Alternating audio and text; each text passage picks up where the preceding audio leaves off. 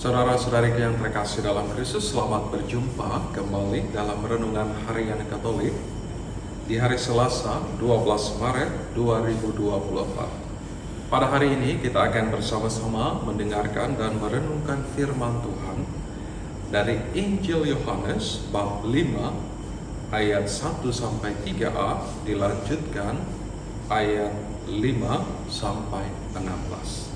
Dalam nama Bapa dan Putra dan Roh Kudus. Amin. Tuhan bersamamu dan bersama roh. Inilah Injil Tuhan kita Yesus Kristus menurut Yohanes. Dimuliakanlah Tuhan. Pada hari raya orang Yahudi, Yesus berangkat ke Yerusalem.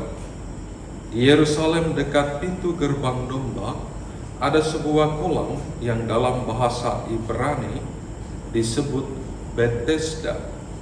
Serambinya ada 5, dan di serambi-serambi itu berbaring sejumlah besar orang sakit. Ada di situ seorang yang sudah 38 tahun lamanya sakit. Ketika Yesus melihat orang itu berbaring di sana, dan karena ia tahu bahwa ia telah lama dalam keadaan itu, berkatalah ia kepadanya, "Maukah engkau sembuh?" Jawab orang sakit itu kepadanya, "Tuhan, tidak ada orang yang menurunkan aku ke dalam kolam itu apabila airnya mulai goncang. Dan sementara aku sendiri menuju kolam itu, orang lain sudah turun mendahului aku." Kata Yesus kepadanya, "Bangunlah, angkatlah tilammu dan berjalanlah." Dan pada saat itu juga sembuhlah orang itu, lalu mengangkat tilamnya dan berjalan. Tetapi hari itu hari Sabat.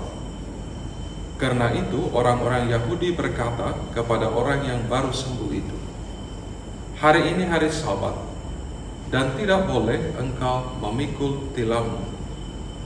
Akan tetapi ia menjawab mereka, "Orang yang telah menyembuhkan aku, dia yang mengatakan kepadaku, 'Angkatlah tilammu dan berjalanlah.'" Mereka bertanya kepadanya, "Siapakah orang itu yang berkata kepadamu, 'Angkatlah tilammu dan berjalanlah'?" Tetapi orang yang baru sembuh itu tidak tahu siapa orang itu, sebab Yesus telah menghilang di tengah-tengah orang banyak di tempat itu. Kemudian ketika bertemu dengan dia di dalam bait Allah, Yesus lalu berkata kepadanya, "Engkau telah sembuh, jangan berbuat dosa lagi, supaya padamu jangan terjadi yang lebih buruk." Orang itu keluar lalu menceritakan kepada orang-orang Yahudi bahwa Yesuslah yang telah menyembuhkan dia. Dan karena itu orang-orang Yahudi berusaha menganiaya Yesus karena ia melakukan hal-hal itu pada hari Sabat. Demikianlah Injil Tuhan. Terpujilah Kristus. Saudara-saudariku yang sungguh dikasihi dan dicintai Tuhan, dalam perikop Injil hari ini, penginjil Yohanes mengisahkan perjumpaan Yesus dengan seorang yang sakit selama 38 tahun lamanya. Perjumpaan itu terjadi di pintu gerbang domba di sebuah kolam yang bernama Bethesda. Walaupun sudah menderita sakit dalam kurun waktu yang begitu lama, orang sakit ini tidak kehilangan pengharapan, tidak kehilangan semangat bahwa ia akan sembuh. Perjumpaannya dengan Yesus dan juga melalui sabda yang keluar dari mulut Yesus, "Maukah engkau sembuh?"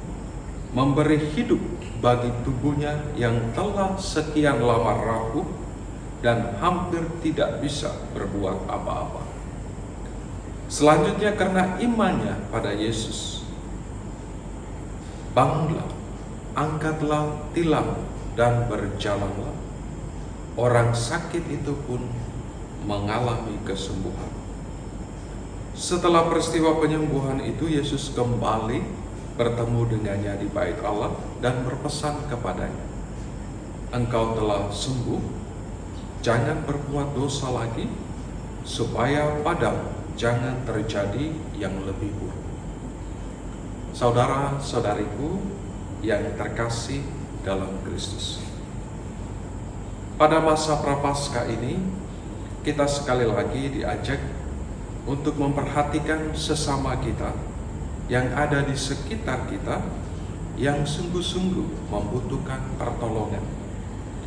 Kisah orang sakit yang menderita selama 38 tahun dan berbaring di samping kolam Bethesda menyadarkan kita bahwa masih banyak orang-orang di sekitar kita yang mungkin tidak pernah diperhatikan, dieksploitasi, mengalami intimidasi, bahkan hak-haknya dicabut.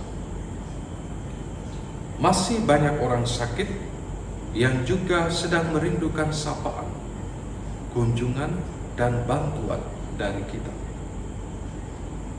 Bantuan sekecil apapun sungguh berarti bagi mereka yang sungguh membutuhkan. Masa Prapaskah ini merupakan sebuah kesempatan berharga bagi kita sekalian untuk semakin bersolidar dengan sesama sebagaimana yang diteladankan oleh Yesus sendiri. Saudara-saudariku yang terkasih, perikop Injil yang kita dengar pada hari ini juga mengingatkan kita untuk tidak kehilangan pengharapan dalam berbagai situasi sulit yang kita alami. Kita punya Tuhan yang sungguh luar biasa. Iman yang teguh memampukan kita untuk berdiri kokoh dalam berbagai situasi hidup yang kita alami, sekaligus mampu memberikan motivasi, pengharapan bagi kita dan juga bagi sama saudara-saudari kita yang sakit ataupun yang kehilangan harapan.